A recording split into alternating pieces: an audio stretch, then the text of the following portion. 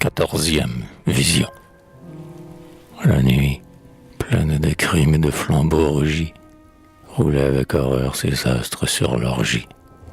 La constellation, du haut du firmament, regardait cette scène avec étonnement, admirant comment Dieu, dans son profond mystère, laissait monter si haut les forfaits de la terre. Et les anges chantaient d'un accent solennel, « Patient, patient, car il est éternel. » Les flots emprisonnés jaillissaient en cascade, l'illumination serpentait en arcade. Le sang mortier d'airain, les tonnerres des dieux, lançaient du haut des tours des astres dans les cieux, qui, par leurs paraboles entrecoupant la route, formaient sous la nuit pâle une seconde voûte. Un ondoyant réseau de mobiles soleils, au feu d'or ou d'argent, bleu, perlé ou vermeil. Comme le firmament que l'arc-en-ciel essuie, les uns, gouttes de feu, se divisaient en pluie. Les autres dessinaient, suspendus dans les airs, des temples merveilleux illuminés d'éclairs. Puis, éclatant là-haut avec des coups de foudre, semblaient des pans de ciel qui s'écroulaient en poudre. La musique, jetant le bruit à grand accent, en ébranlant les airs, secouait tous les sens, et, leur donnant à tous une extase commune, de mille impressions vagues n'en faisaient qu'une, emportant la foi dans ses fougueux courants, et l'âme des esclaves et celle des tyrans. Tout le peuple, assistant aux splendeurs de ces fêtes, couronnait les créneaux de membres et de têtes. Sous l'ondulation de tous ces fronts mouvants, les pavés, les lambris, les murs semblaient vivants.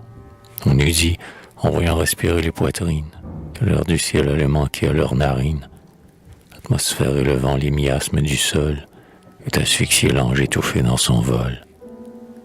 Se sevrant de la lie où se vautrait le reste, Namphèd et son rival étudiaient leurs gestes, et, pour se préserver de l'invisible mort, de leur libation n'effleurait que le bord. Au moment où Namphèd, dans sa perfide adresse, croit voir son ennemi chanceler sous l'ivresse, et lui-même, à son tour feignant d'être endormi, du forfait convenu fait le signe à l'Acmie. Celle-ci, s'approchant comme pour mieux entendre, au cou du roi des dieux par les bras vient se pendre, et, semblable à l'enfant qui, donnant un baiser, entre l'œil et la bouche hésite où le poser, d'un dard qu'entre les dents cachait sa lèvre jointe, dans la tempe du monstre, elle enfonce la pointe. La hache est moins mortelle et l'éclair est moins prompt. Il tombe de son trône en se brisant le front. Azrafiel de son sein tire soudain son glaive. La foule à cet aspect se réveille et se lève. Trône, table, autel, s'écroule en débris. Le palais retentit d'épouvantables cris. En groupes acharnés, tous les dieux s'entr'égorgent. Des restes des festins, les esclaves se gorgent. Pendant les horreurs de cette longue nuit, tout se disperse ou meurt, tout triomphe ou tout fuit. Dans la confusion de la lutte insensée, comme un éclair de mort, l'Acmie s'est éclipsée, leur laissant disputer le trône ou le trépas. Vers son palais désert, elle court à grands pas. À ses ordres secrets, une esclave attentive prend les cheveux ravis au front de la captive. Sa forte main à peine en soulève le poids. Elle en glisse avec art les tresses sous ses doigts, et, le réunissant se met de la tête, elle part l'Acmie de sa riche conquête. L'Acmie, le cristal reflétant sa beauté, triomphe insolemment de ce charme emprunté, effile les cheveux, dans les parfums les lave, et, fuyant les regards, sort avec son esclave. Cependant, comptant l'heure à ses pulsations, Cédar est abîmé dans ses réflexions. Avec la lime sourde, il a limé ses chaînes. Son sang impatient coule, libre en ses veines. Il entend le combat sur son front retentir. Il voit tous ses gardiens se troubler et sortir. Seul au fond de l'abîme où son oreille écoute, il attend qu'une main lui révèle sa route. D'un pas léger de femme, il distingue le bruit. Elle approche, elle s'avance. Elle marche, il la suit. Sur les pas assoupis de sa muette escorte, de l'épaisse muraille il a franchi la porte. Son guide l'abandonne. Il est libre. Il est seul. La nuit sur la nature étend un noir linceul. On croirait qu'elle veut, de ce mystère instruite, une ombre impénétrable envelopper sa fuite. Et Cédar aperçoit à peine les cyprès sur l'horizon du ciel ondulé à grands traits. Il avance à tâtons vers un arbre qu'il touche. Un cœur est sur son cœur, un doigt est sur sa bouche. Il sent des daïdas sous la ligne du vent, les cheveux l'entouraient de leur voile mouvant. Sur ses bras en berceau, muet, il la soulève. Il fuit en l'emportant, plus légère qu'un rêve. Au bruit grondant du fleuve, il dirige ses pas. Son haleine de feu ne se repose pas. La brise apporte en vain un souffle sur sa joue. En vain ce doux fardeau que la marche secoue. Ses bras enlacés, lui faisant un collier, se suspend son cou que le poids fait plier. En vain sur son épaule une tête si chère, bat comme un front d'enfant dormi sur sa mère, comme un cœur pressé qui s'arrête un moment, afin de respirer après plus librement. Rien ne peut ralentir sa course, qu'il redouble. Chaque roseau lui semble un géant qui le trouble. Chaque plainte de long d'un cri qui le poursuit. Il franchit un royaume en un quart de la nuit et ne s'arrête enfin à la naissante aurore que sur le cap du fleuve, au tronc du sycomore. Dans sa tremblante extase, il redit 1000 fois les noms que des soupirs lui répondent sans voix. Sa joie aurait rempli une nuit éternelle, tremblante de terreur, Lakmi, car c'était elle, du souffle sur sa lèvre en étouffant le son, et craignant d'éveiller par sa voix le soupçon. Sa ruse rendait le silence complice. Elle savait qu'un mot, trahissant l'artifice, instruirait Cédar de son déguisement, et qu'un arrêt de mort suivrait l'étonnement. La lueur d'une étoile effrayait son audace. Un regard d'amour même était une menace. Tel que dans la prairie un avide serpent, au flanc de la brebis se dresse et se suspend, et, trompant le pasteur qui vainement l'appelle, boit le lait de l'agneau mourant de faim loin d'elle.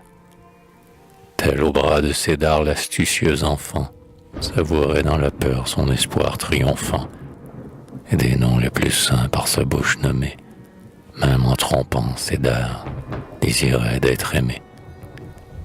Ah, pourquoi de la nuit le dôme est-il si noir, que ne lui laisse-t-il seulement entrevoir ses membres adorés, ce regard, ce visage qu'ont flétri la douleur et maigri le veuvage. Enfin le jour paraît, il va combler ses vœux. Sur l'astre de son âme, il élève les yeux, puis l'entr'ouvre du doigt pour revoir ce visage, ses cheveux qui voilaient son front comme un nuage, ses cheveux dont l'odeur et dont la pression d'un duvet d'aile d'ange offrait l'impression. Éveille-toi, dit-il, au jour de ma paupière, et découvrant le front sous un regard de pierre, mesurant d'un seul trait l'artifice et l'erreur, il l'écarte d'un geste et se dresse d'horreur. Palpitante d'effroi, Lakmi de son bras roule, sa main s'attache en vain aux pieds qui la refoulent. Cédar, la secouant comme un pasteur blessé, rejette le serpent, sa jambe enlacée. Exécrable l'instrument de vice et d'imposture, et vipère, criait-il, va, meurs sur ta piqûre. Et du front qu'il pressait sous son genou nerveux, d'une main indignée arrachant les cheveux. Ô voile de pudeur, disait-il, chaste onde, avez-vous pu flotter sur ces membres immondes? Sur le bord à pic poussant toujours Lakmi. Va souiller, disait-il, l'enfer qui t'a vomi. La pente, en cet endroit escarpé et profonde, dominait de 100 pieds le lit grondant de l'onde. Un pas de plus, Lakmi se détachait des bords. Au moment de glisser, elle roidit son corps et, retenant ses dards d'une dernière étreinte, des ongles sur sa peau, laissant la rude empreinte. Oui, là, venge trompée, ton erreur dans ma mort. Frappe-moi sans pitié, brise-moi sans remords. C'est vrai qu'elle prie ma criminelle ruse, dérobait le bonheur que ton cœur me refuse. J'ai fait le pacte impie et ne m'en repens pas. Ce songe d'un moment valait bien le trépas. Ma vie est un orage, il devait se résoudre. J'ai dérobé le ciel et j'accepte la foudre. Quelle frappe à présent, je la provoque. Adieu, j'emporte dans l'enfer la mémoire d'un dieu. Elle dit et cesse son épouvantable lutte. Dans l'abîme tomba, résigné à sa chute. Et, comme une immondice enlevée à ses bords, teint de fange et de sang, le flot roula le corps. De haine et de stupeur, debout sur le rivage, Cédar avec dégoût détourna le visage. Et, levant vers le ciel les cheveux dans sa main, du pas d'un insensé revint sur son chemin. La colère enflait sa bruyante narine, un sourd rugissement sortait de sa poitrine. Ses pas retentissaient sur le sol souterrain, comme les pas pesants d'un colosse d'airain. Le lion des forêts fuit à son approche, et l'aigle épouvanté s'envolait de sa roche.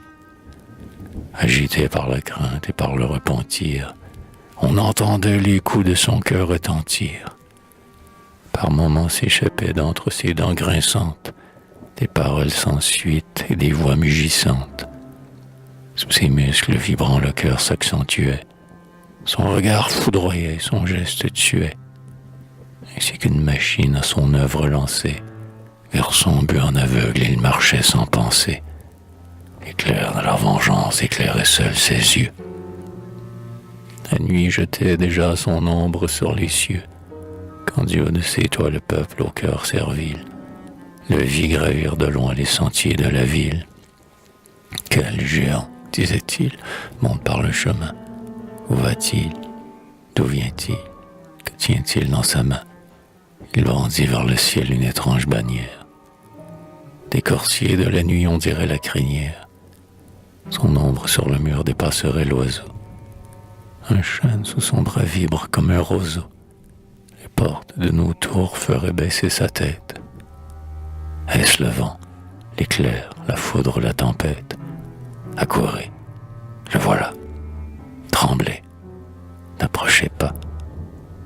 Et la foule de loin se hâtait sur ses pas, et, s'ouvrant devant lui pour lui laisser la place, en flot toujours grossi se fermait sur sa trace.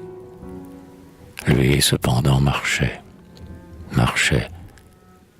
toujours, comme un fleuve entraînant des ruisseaux dans son cours, et levant dans sa main ses beaux cheveux de femme, que le vent déployait en flottant oriflamme. Il semblait secouer le crime de l'acmé, tel qu'un réveil de feu sur ce monde endormi. La foule aux pieds légers, qui vole où le vent vole, le suivait par instinct, sans souffle et sans parole. Quand il vit tout ce peuple autour de lui béant, que dépassait du front sa taille de géant, comme un mât qui se dresse au sein de la tempête, il s'arrêta terrible et retourna la tête. Et d'un geste de Dieu, d'une voix dont l'accent aurait fait remonter un fleuve mugissant. Est-il quelqu'un de vous qui garde au fond de l'âme du feu d'Adonai quelque mourante flamme?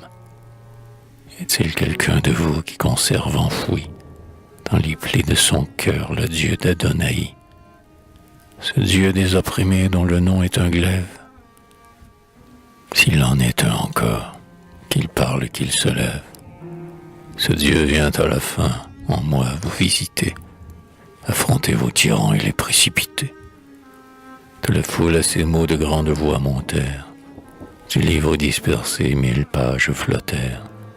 Les disciples du juste, à savoir alliés, brisèrent les villes jougs dont ils étaient liés, et, du peuple étonné fendant la multitude, prirent des combattants le cœur et l'attitude. Les lâches, par l'exemple à l'audace aguerrie, secouèrent les fers dont il était meurtri. On entendit au loin qu'un cliquetis sublime chaînes qui tombaient sous l'enclume ou la lime. 1 million de bras s'étendit à la fois. La liberté jaillit d'1 million de voix. Et l'Esprit du Seigneur, qui souffle ses tempêtes, ondoya comme un vent sur cette mer de tête. Ces dards, dont la colère à leurs yeux avait lui, sentit monter l'esprit de tout ce peuple en lui. Vieille chair descendue à la bête de somme, lève ton front, dit-il, et redeviens un homme. Sous les pieds de vos rois, peuple, remuez-vous. Dans leur propre audace, engloutissez-les tous. Secouez sur vos coups, ô lions, vos crinières, comme moi ces cheveux, qui seront vos bannières. C'est le vivant drapeau qu'eux-mêmes nous ont fait, leur dernière infamie, leur dernier forfait, contre leur front maudit que toute main se lève. Chacun de ses cheveux va s'aiguiser en glaive. Les voilà tous souillés, privés de leur pudeur, comme vous de vos droits et de votre grandeur. Ainsi que je rapporte à son front sa dépouille, rendez ces droits sacrés à votre âme qu'on souille. Pour vous paraître grand, ils courbent vos genoux, ils ont jeté leur ombre entre le ciel et vous. Effaçant dans vos cœurs la foi de vos ancêtres, ils en ont chassé Dieu pour en rester les maîtres. Mais nommez avec moi le nom du Dieu vivant, ils seront la poussière et vous serez le vent. Contre l'humanité leur règne est un blasphème. Venger l'homme avili, c'est venger Dieu lui-même. Abandonner ses dons, c'est le déshonorer. Conquérir ses droits, c'est encore l'adorer. C'est le culte du sang pour l'homme qu'on opprime, la tyrannie aussi de l'esclave et le crime. Se courber sous le joug, c'est presque le forger, et subir les tyrans, c'est les encourager. Purifier le sol dans le sang et les flammes, renverser leur palais, ces prisons de vos âmes, remonter vers le ciel par ce sublime assaut. La liberté, la foi, le vrai Dieu sont là-haut. L'heure, l'occasion, les ombres sont propices. De vos desseins vengeurs, leurs forfaits sont complices. Ces monstres, déchaînant leur sourde inimitié, ont déjà de votre œuvre accompli la moitié. Leurs temples sont remplis de leur lutte intestine. Ils ne soupçonnent pas la nuit qu'on leur destine. Dans leur ville, le sang qui coule enfonçons les talons. Allons, le peuple entier s'élance et dit. Allons. Tel quand le vent, changeant sur l'océan sans vague, frissonnait la mer de rides encore vagues, courant devant la brise, insensible d'abord, à peine le murmure elle effleure le bord. Mais, au souffle croissant du vent qui la déplie, par 100 000 sillons elle se multiplie. Sur l'horizon lointain qu'elle fait onduler, on voit le flot qui monte au flot se cumuler. La ride devient vague et la vague colline. Elle court en grondant battre un cap en ruine. Et le flot calme et bas, qui n'osait l'approcher, avec ses bras d'écume entraîne le rocher.